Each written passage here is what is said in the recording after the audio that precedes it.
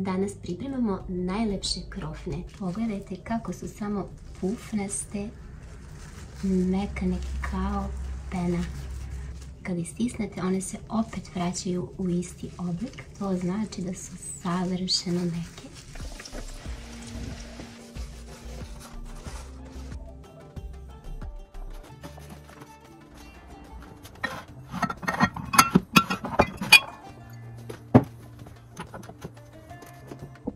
Zagrejte 300 ml mlijeka da bude mlako. U toplo mlijeko dodajte 30 g svežeg kvasca, otprilike to pola kocke, 2 kašike šećera, 2 kašike brašna. Odmah možete dodati i 2 kesice vanilje šećera da se on isto rastopi. Izmiješajte, prekrijte tanjirićem i ostavite da kvasac proradi. Zatim su potrebna jaja, 2 cijela i 2 žumanceta. Kvasac nam je baš proradio. Sad stavljamo u činiju u koju ćemo mesiti.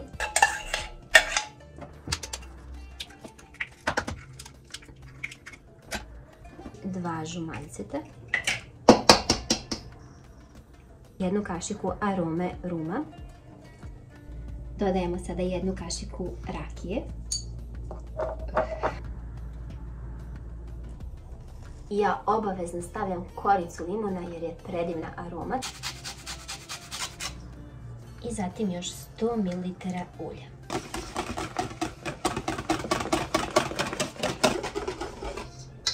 I kada smo ovo kratko umutili, ovako to izgleda. Ovo su domaća jaja, lijepo se baš žute.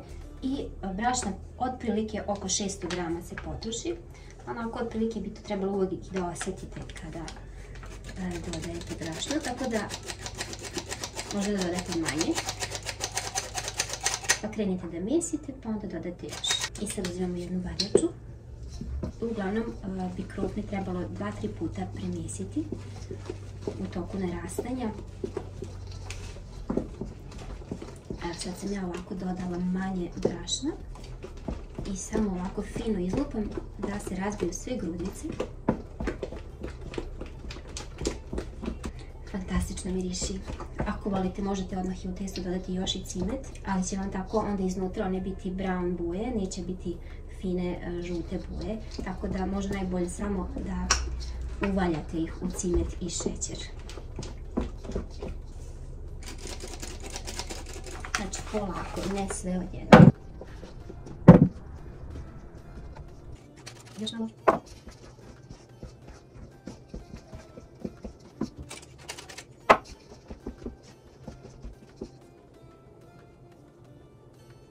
I sada možemo i lagano da razlupamo.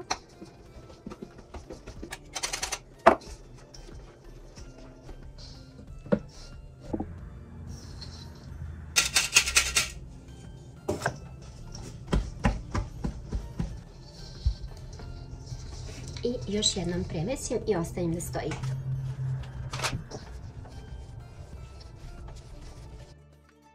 Ovako izgleda na kraju. Najbolje vam god da prekrijete folijom, prvo ili kesom, pa tek onda krpom, da se ne bi testo kad naraste zalijepilo za krpu. Posle pola sata, kada je testo nadošlo, pospite radnu površinu brašnom i potom izručite testo.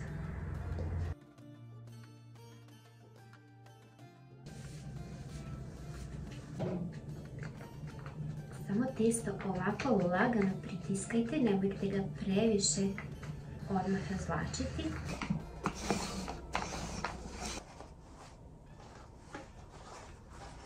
Uzmite sada modlu ili šolju, čašu, šta god imate i malo močite u brašno da vam se ne zalepi i gotovo pravite krofne.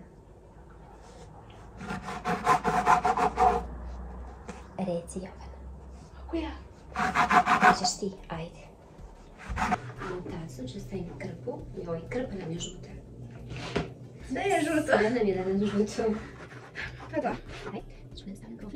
Znači krofne smo stavili ovako da odstoje jedno 10-15 minuta, pa tek onda pržimo. Obavezno znači moraju krofne da odstoje, inače neće biti lepe, pufnaste i onako šupljikave.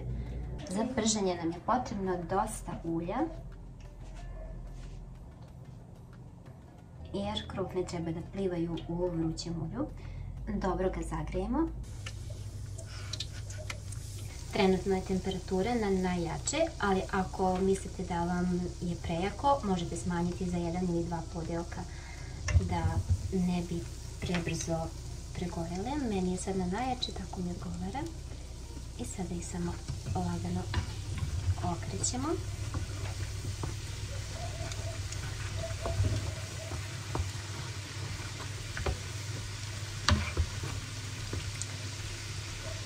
Ovdje ću pripremiti jednu vangu sa letom da se mogu lipo cijediti.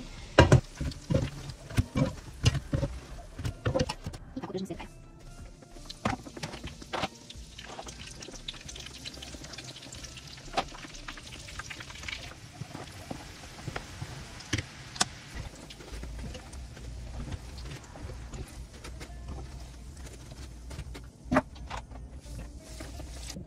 I kada su krofne gotove, dok su još vruće, treba ih uvaljati u šećer. Ja ću izmiješati kristal šećera, ali možete i šećer u prahu i cimet.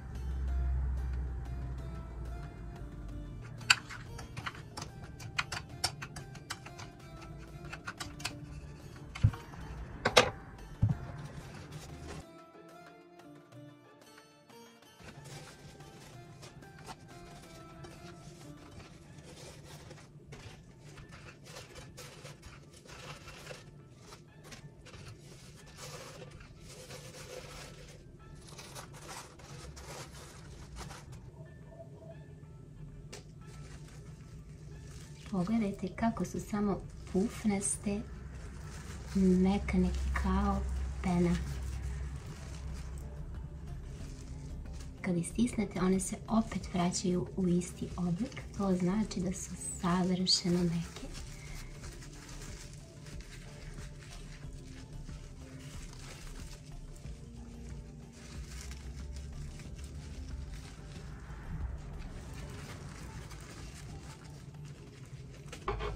Vidite kako je pufnasto i mekano.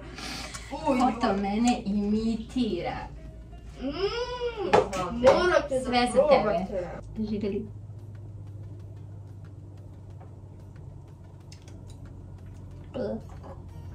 A, gori. Od ovoga čovjek gori od jednog uglja.